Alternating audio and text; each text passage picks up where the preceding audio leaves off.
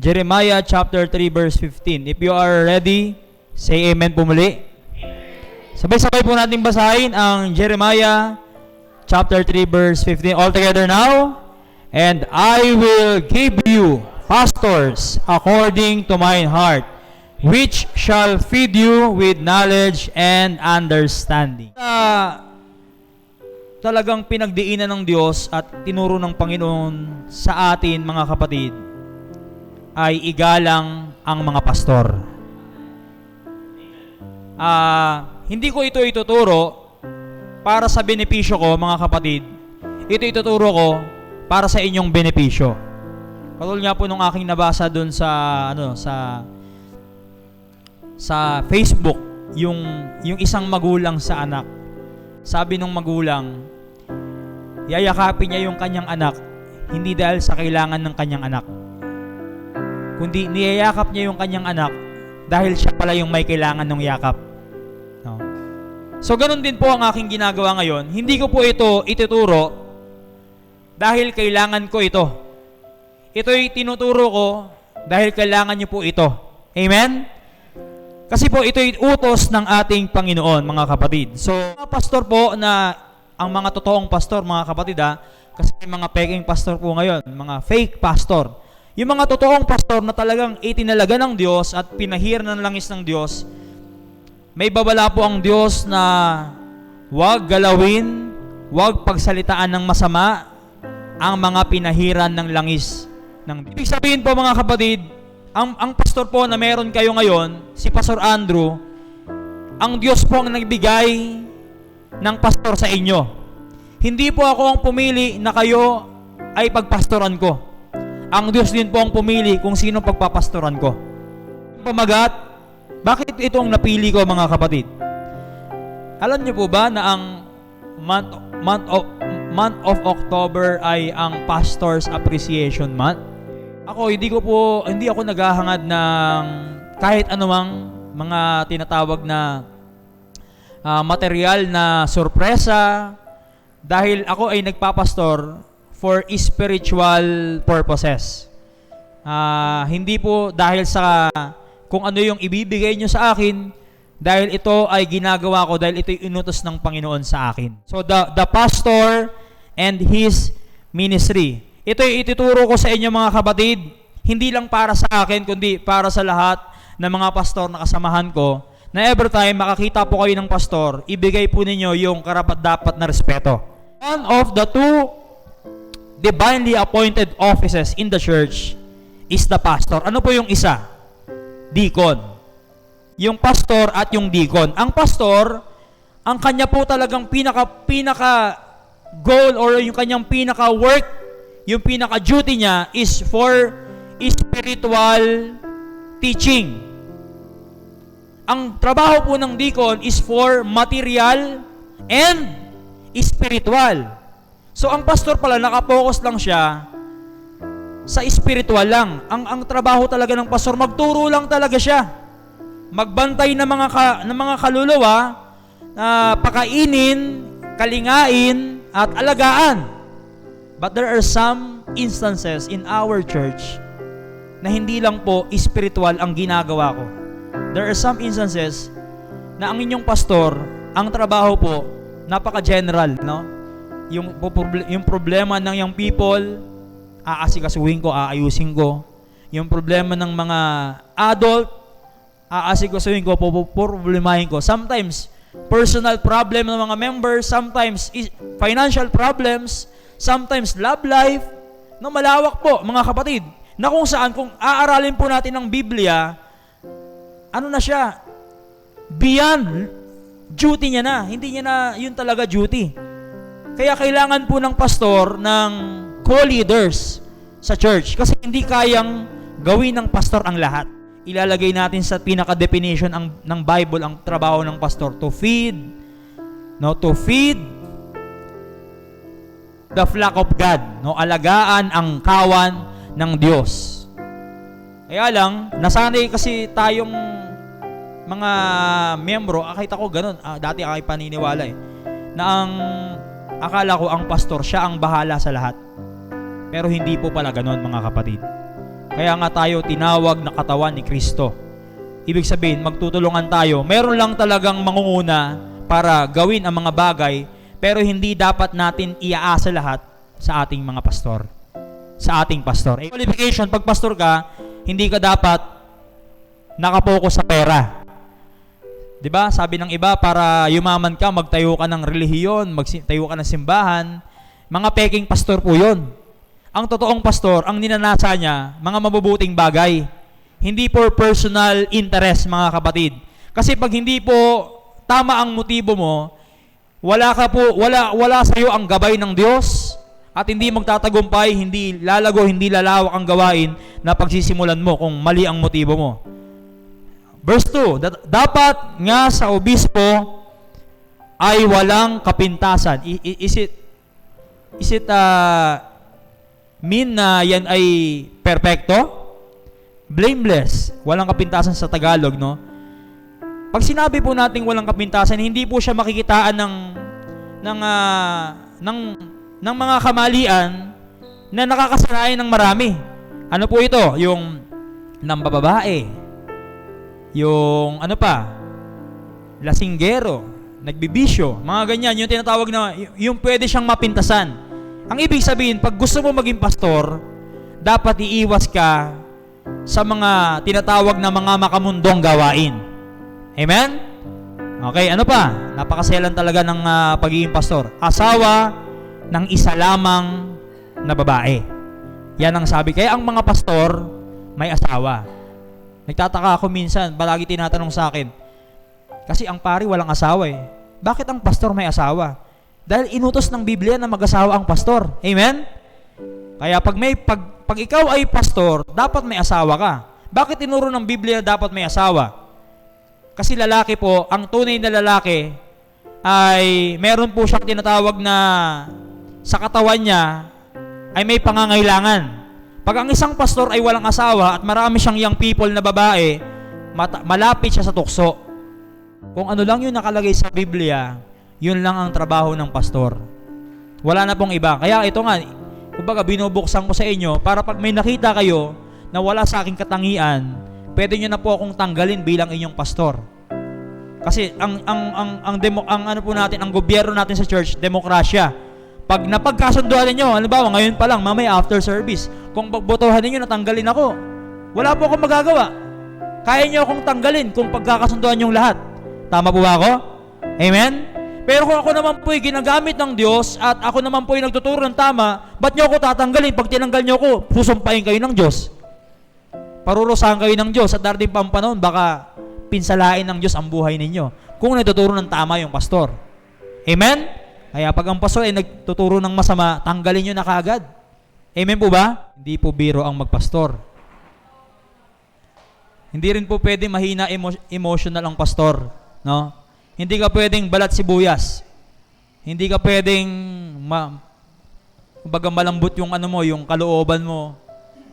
Hindi ibig sabihin na matigas yung puso mo, no? Kundi kahit gaano karaming problema, kahit ikaw pa pinakaparaming problema, ikaw pa rin ang manghihikayat na magpatuloy ang iba. Ikaw pa rin, kahit ikaw na po yung pinagsakloban ng langit at lupa, ikaw pa rin ang mag-i-encourage weekly, no? Every week. Ikaw pa rin ang magtuturo talaga. Great pretender sa lahat ay ang pastor. Kasi kahit may sariling problema na kinakaharap yan, pag tatawagin siya o yung tinatawag na call of duty para may ika-counsel siya o i-guide under his leadership, pupunta yan without hesitation. Kaya ipag-pray ninyo mga kapatid ang leadership. Ano pa? S stands for sermon study. Hindi po natatapos ang pagtuturo ng pastor. Okay? Every week, kailangan niya mag-aral ng Sunday school, ng morning service, tapos meron pa siya mga outside ministries. Bible study, meron sa seminary, meron sa Sandigan Bayan Gospel Ministry. So weekly, halos araw-araw, ang hawak ng pastor ay Biblia. Kaya pag ikaw ay babae na attention seeker ka, huwag kang mag-asawa ng pastor kasi walang masyadong oras sometimes ang pastor sa kanyang pamilya dahil nakapokus siya sa welfare ng kanyang mga kawan. Nasasaktan din yung pastor. Kung nanghihina ka, ganun din, nanghihina, pero Ang mga pastor marunong na talaga magtago. Dapat matutunan din ng mga membro yan eh, yung nangihina ka pero marunong ka pa rin mag-encourage. Marunong ka pa rin magpalakas. Dapat natututunan nyo yun, mga kapatid. Kasi yan ay trabaho nating lahat, magpalakasan sa isa't isa. Kaya lang nga, mas obligado nga lang ang pastor na gawin yan kasi siya ang leader. Papayag ba kayo ng leader ninyo ay mabilis ma-offend? Mabilis matisod? Di ba hindi siya karapat-dapat magturo? Kasi dapat siya yung pinakamalakas eh. Yun po mga kapatid. So, try din po natin pag-aralan yung mga tapang at yung mga pamamaraan ng pastor na hindi man natin makuha yung eksaktong ginagawa niya pero yung sigasig na kahit may mga problema magpapatuloy yan, gawin nyo rin mga kapatid. Dahil yan po ay gusto ng Diyos para sa ating lahat. Ano pa kapatid, pastor nyo po ako.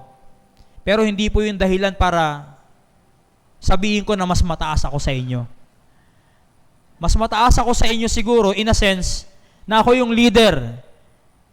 Pero tatandaan natin sa mga magiging pastor kung may sakali man, pag maging pastor ka, hindi yan dahilan para magmayabang ka.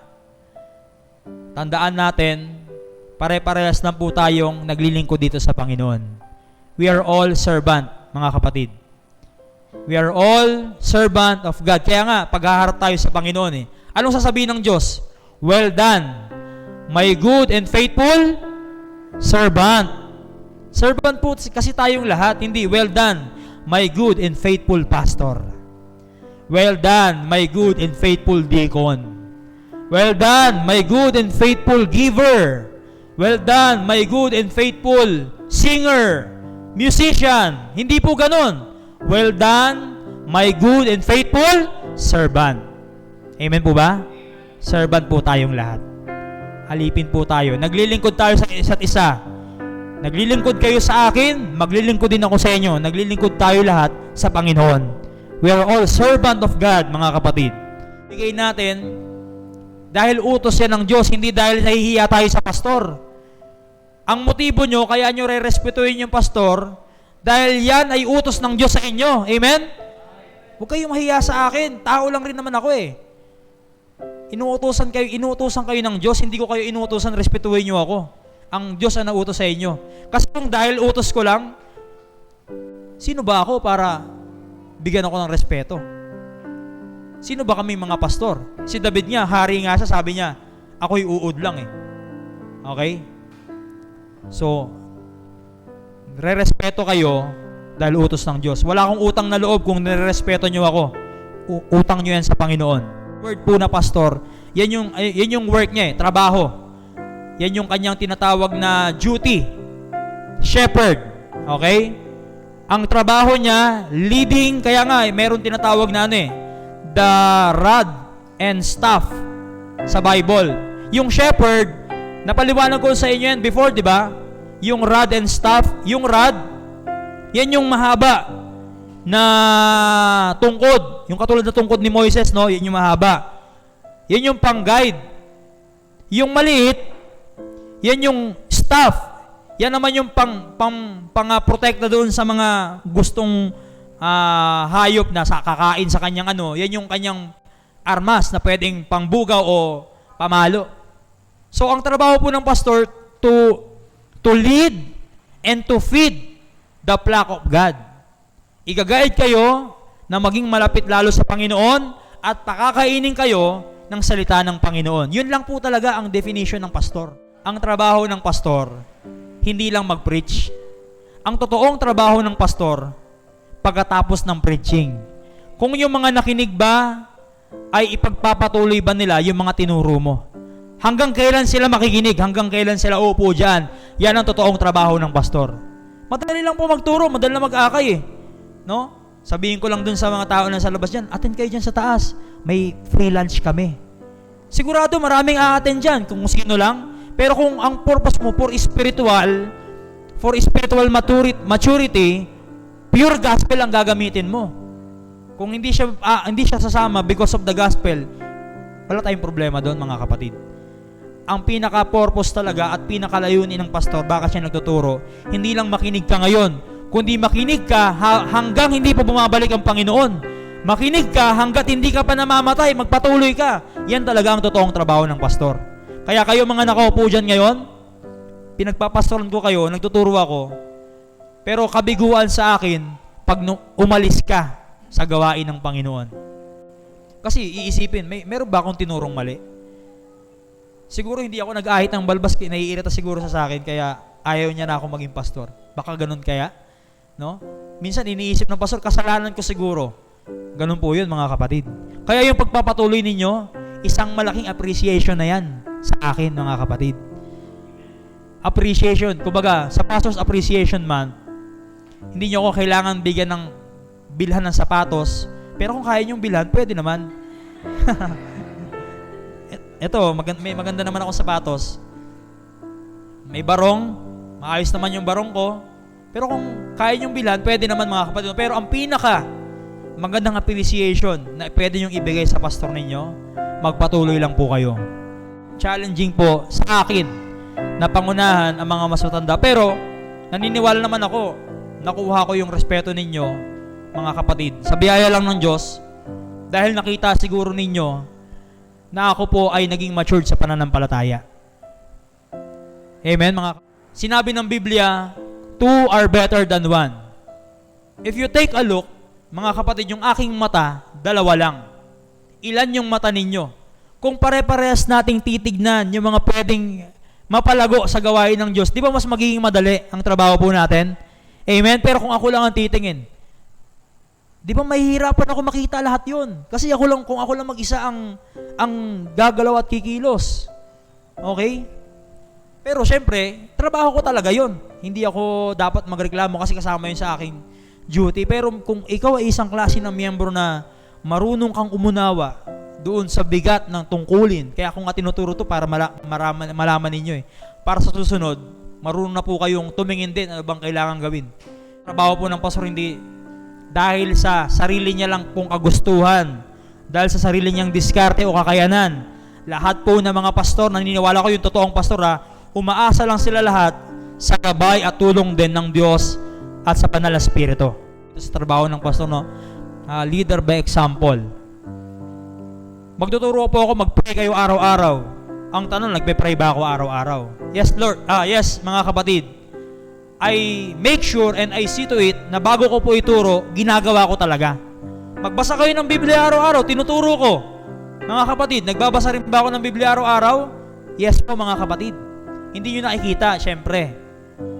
Kaming pamilya, kaming mag-asawa, mga anak ko, kami po, araw-araw kami nagde-devotion. Magbigay kayo ng ikapo. Tinuturo ko po yan. Nagbibigay ba ako ng ikapo?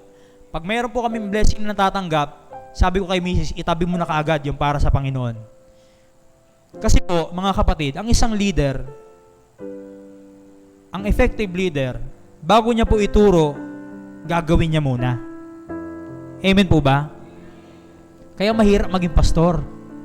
Hindi mo pwedeng ituturo mo lang tapos hindi mo ginagawa. Para ka pong para kang hipokrito at bula ang mga ngaralang yan. Kung ganyan ang ginagawa mo. Okay? Mahalin mo ang kapatiran. Pero isa ka sa nagkikreate ng division.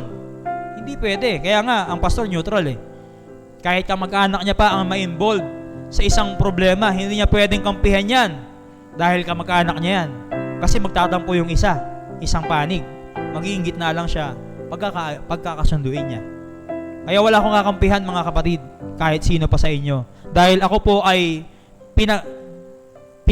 ginawang pastor ng Panginoon para pangunahan yung mga kawan. Hindi para paghiwalayin, kundi pagkasunduin ng mga magkakapatid. Yun, sigurado.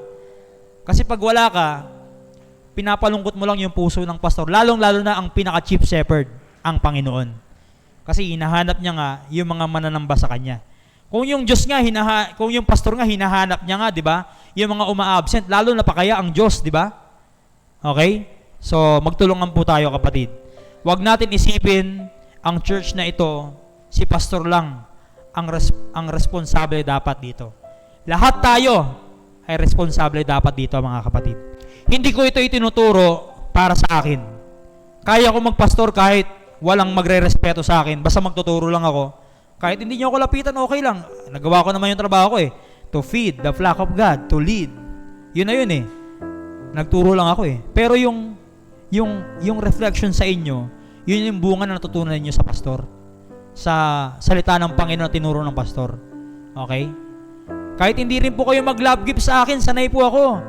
Walang 10,000 a month, okay lang po yun. Magpapastor pa rin po ako, mga kapatid. Walang 12,000 a month, no? Walang monthly support. Kaya ko magpastor.